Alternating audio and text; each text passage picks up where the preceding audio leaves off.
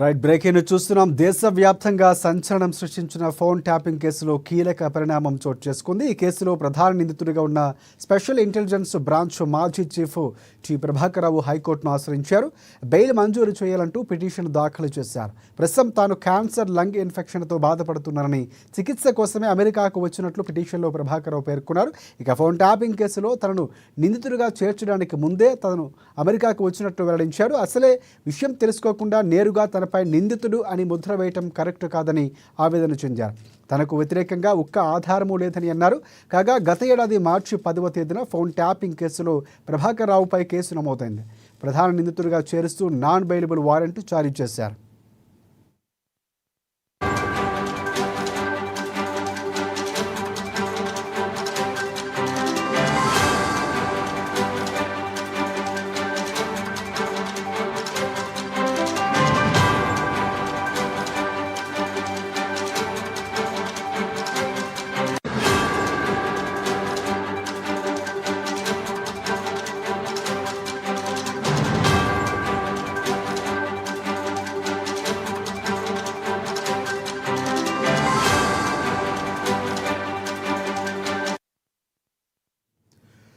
దేశవ్యాప్తంగా సంచలనం సృష్టించిన ఫోన్ ట్యాపింగ్ కేసులో కీలక పరిణామం చోటు చేసుకుంది. ఈ కేసులో ప్రధాన నిందితుడిగా ఉన్న స్పెషల్ ఇంటెలిజెన్స్ బ్రాంచ్ మాజీ చీఫ్ టి ప్రభాకర్ రావు హైకోర్టును ఆశ్రయించారు.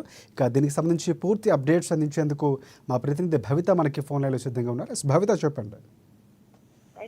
తెలంగాణలో సంచలనం సృష్టించిన ఫోన్ ట్యాపింగ్ కేసులో కీలక పరిణామం చోటు చేసుకుంది. ఈ కేసులో ప్రధాన నిందితుడిగా ఉన్నటువంటి ఆరోపణలు ఎదుర్కొంటున్న A1 గా ఉన్నటువంటి స్పెషల్ ఇంటెలిజెన్స్ బ్రాంచ్ SIB మాజీ చీఫ్ ప్రభాకర్ రావు తెలంగాణ హైకోర్టును ఆశ్రయించారు. తనపై నమోదైన కేసులో ముందస్తు బెయిల్ మంజూరు చేయాలంటూ కూడా పిటిషన్ దాఖలు చేశారు. అయితే ప్రస్తుతం తాను అనారోగ్య సమస్యలతో బాధపడుతున్నట్టుగా, లంగ్ క్యాన్సర్ ఇన్ఫెక్షన్లతోనే చికిత్స కోసం నేను అమెరికా వెళ్ళినట్టుగా తెలిపారు. అయితే ఈ ఫోన్ ట్యాపింగ్ కేసులో తనను మొదట నిందితుడిగా చేర్చక ముందుకే నేను US వెళ్ళినట్టుగా పిటిషన్ లో పేర్కొన్నారు. అయితే అతని పైన ఆధారాలు కూడా, అంటే అతని నిందితుడిగా చేర్చడానికి ఎలాంటి ఆధారాలు కూడా లేవంటూ కూడా వాళ్ళు ఆ పిటిషన్ లో పేర్కొన్న సందర్భం అయితే కనబడుతుంది. తనకు వ్యతిరేకంగా ఒక్క ఆధారమైనా ఉన్నా కూడా కేసుకు సంబంధించిన అన్ని వివరాలు కూడా ఇప్పటికే పోలీసులకు మెయిల్ చేసినట్టుగా కూడా ఆ పిటిషన్ లో పేర్కొన్నట్టుగా తెలుస్తుంది. అయితే తాజాగా అయితే అసెంబ్లీ ఎన్నికలకు ముందు 2023 అసెంబ్లీ ఎన్నికల ముందు ఫోన్ ట్యాపింగ్ కేసు అయితే తీవ్ర సంచలనం రేపిందని చెప్పుకోవచ్చు. ప్రతిపక్షాల ఫోన్లను ట్యాప్ చేసి వారిని కస్టడీ చేసేందుకు బీఆర్ఎస్ ప్రభుత్వం ప్రయత్నించిన విషయం కూడా మనకు తెలిసింది. అయితే రేవంత్ రెడ్డి ప్రభుత్వం వచ్చాక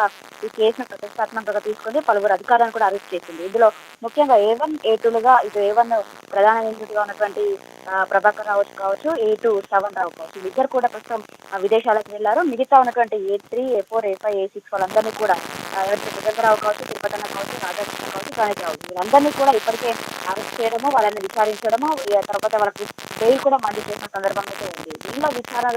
వీళ్ళ విచారణ విషయంలోనూ ముఖ్యంగా వీళ్ళిద్దరిని కూడా ఎవరికి ఇప్పుడు ప్రభాకర్ రావు కావచ్చు, శ్రవణ్ రావు కావచ్చు, వీళ్ళనే ప్రధాన నిందితులుగా చేర్చినట్టుగా కూడా తెలుస్తుంది. అయితే ఈ క్రమంలో ఇప్పటికే వీళ్ళందరినీ కూడా అరెస్ట్ చేసి వాళ్ళకి బెయిల్ ఇచ్చిన సందర్భం అయితే కనబడుతుంది. ఇంకా ముఖ్యంగా ప్రభాకర్ రావుతో పాటు ఇటు శ్రవణ్ రావులను ఇద్దరిని భారత్ రప్పించేందుకు ఇప్పటికే రాష్ట్ర ప్రభుత్వం కూడా తీవ్ర ప్రయత్నం చేస్తున్న సందర్భం అయితే కనబడుతుంది. అయితే ఈ ఫోన్ ట్యాపింగ్ కేసులో వీళ్ళిద్దరే కీలకంగా వ్యవహరించారని చెప్పేసి కూడా ఇప్పటికే అధికారులు కూడా నిర్ధారించారు. ఈ క్రమంలో ప్రభాకర్ రావు కావచ్చు, శ్రవణ్ ఇద్దరిని తిరిగి రాష్ట్రానికి రప్పించేందుకు ప్రయత్నాలు అయితే ముమ్మరమయ్యాయి. ఈ క్రమంలోనే తాజాగా కేంద్ర ప్రభుత్వం వీరిద్దరి పైన రెడ్ కార్నర్ నోటీసులు కూడా జారీ చేసింది. అయితే ఈ రెడ్ కార్నర్ కోర్టు అయితే నోటీసులు జారీ చేసిందో ఈ విషయాన్ని CBI అధికారులు కూడా ఇటు ఈ ఫోన్ ట్యాపింగ్ కేసును విచారిస్తున్నటువంటి CID అధికారులకు కూడా సమాచారం ఇచ్చారు. వీలైనంత తొందరగా ప్రభాకర్ రావు కావచ్చు, శ్రవణ్లను భారత్ రప్పించడానికి చేసినటువంటి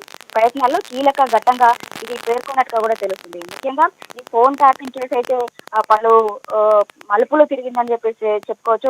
మొదట దీన్ని ఎవరు కూడా గుర్తించని సందర్భం ఉంది.